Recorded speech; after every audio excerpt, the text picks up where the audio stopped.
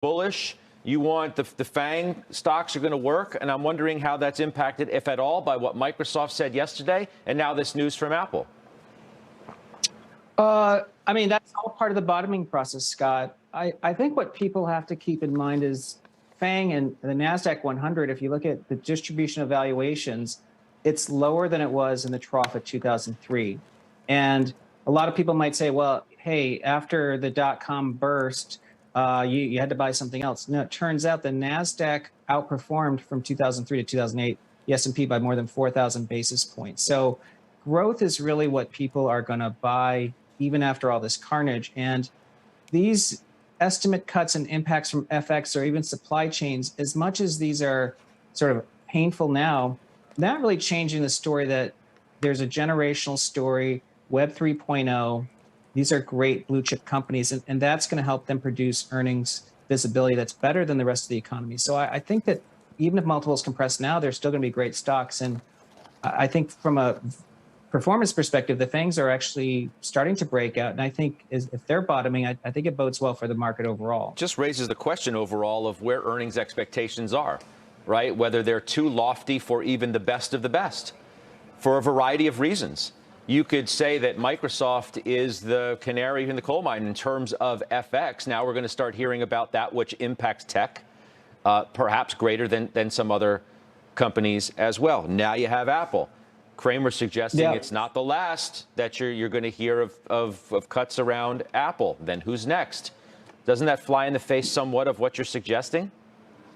It's a good point, Scott. I mean, I would say if someone's cautious, they're going to say, well, we haven't discounted earnings cuts, which I think is correct. There are going to be earnings impacts. But I think the bigger calculus for the market at the moment is that the Fed's been having to battle this inflation battle only with monetary policy. And so that's been the downside tail risk. But on the flip side, if inflationary pressures are easing on their own, which especially on the good side, I mean, inventory is piling up and with slower units, I mean, that's discounts coming.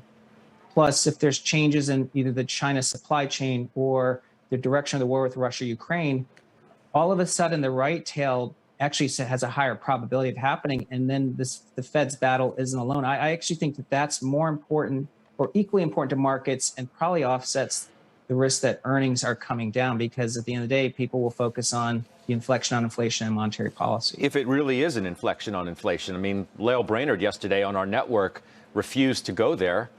She certainly had an ample opportunity to join a chorus of people like yourself who suggest that inflation's peaked, and she chose not to, saying she's looking for a more consistent read from the reports that come out. Now, the CPI is coming up in a couple of weeks, and that's going to deliver it in some respects. But the jury is still very much out before we all of a sudden declare victory, isn't it? Yeah, I mean, I think the Fed needs to toe this tough line because they need markets to cooperate and keep financial conditions tight. But if you look at the soft surveys, whether it's the job postings, whether it's Indeed data or link up, there's been a serious deterioration in job offers being out there. That won't show up yet. We've seen it in the layoffs data, and layoffs on startups almost quadrupled. And from a housing perspective, things are slowing. We know inventories are piling up.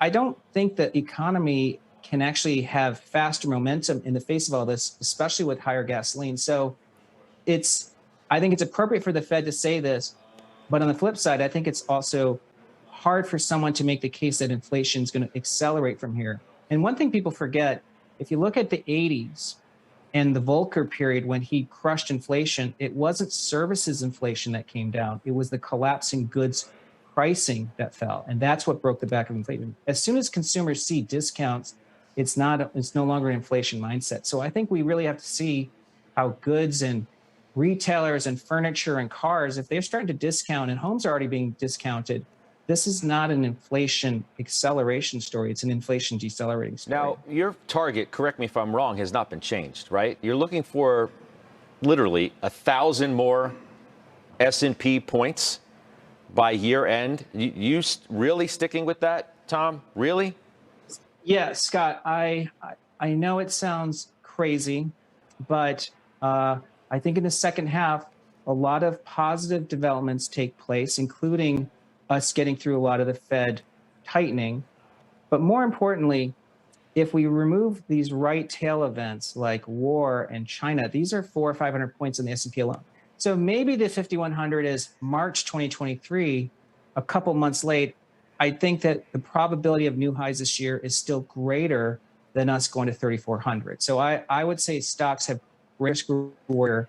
And I know it sounds crazy, but again, we just have to watch FANG. And even though it's kind of choppy in the last couple of days, I think the leadership is coming from FANG. It only sounds crazy because the market has been, as I said, they used the word fragile earlier. I mean, I've spoken with people who suggest that the risk can still be made to the upside for the very reasons that you just said.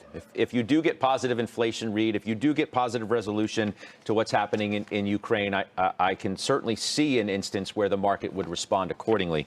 Tom, I appreciate it. We'll talk to you again soon. That's Tom Lee, Fundstrat, with us. We're going to take a quick break. We're going to come back up next.